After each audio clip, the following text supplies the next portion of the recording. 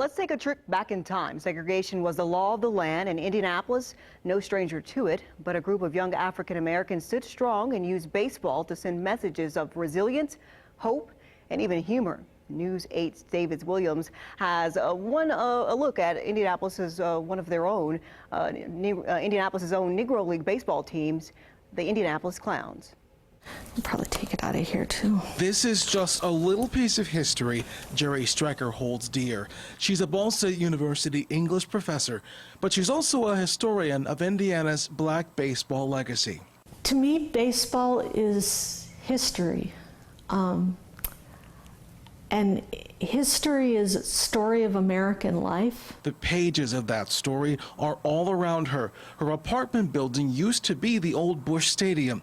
The Indianapolis Clowns played right here, just steps from her patio. I can look out my window and I know that the players were out here running the bases. The Indianapolis Clowns first formed in the 1930s as a minstrel show. That's where the team name came from. It was interesting quality baseball, but just as much the clowning, the minstrelsy, and the act.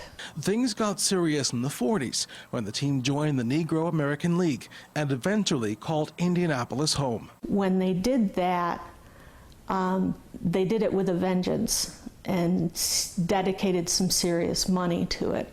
So between 1950 and 1954, 5 seasons, they won the Negro American League pennant 4 times. In the early 50s, the same year the Indianapolis Indians integrated, the Clowns searched for top talent and signed a promising 17-year-old kid to the team. His name, Hank Aaron. The fact that they signed somebody and were able to mature him even within that 3 months to the point where the Braves paid good money to take him away. That says a lot about the quality of the team. That same decade, the team made history and hired women to take the field. Women like Mammy Peanut Johnson and Tony Stone. I've talked to a lot of surviving Negro League players, and they all have great respect for her as a player. Was she used as a gate draw? Yes.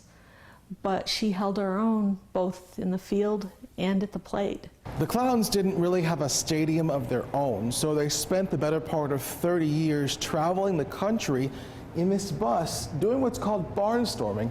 They would play exhibition games, never forgetting the reality of where they'd play. When you're barnstorming through the Midwest in the 1940s and 50s and 60s, in Indiana, Illinois, you're facing a lot of racism, a lot of sundown towns where you were welcome to come in and play baseball in the afternoon, but when the sun is down, your bus better be out of town, or there would be violence. By the 1970s, profits from barnstorming, traveling the country, playing baseball to make money, started drying up.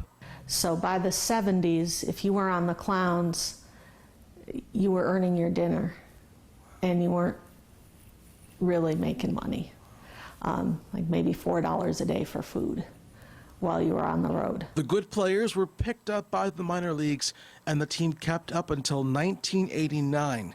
Strecker says there was a real sense of citywide pride in the Clowns in decades past. Today, it's up to us to keep their legacy alive. I think the more that the connections and the history comes out, the more that we can appreciate what the team meant.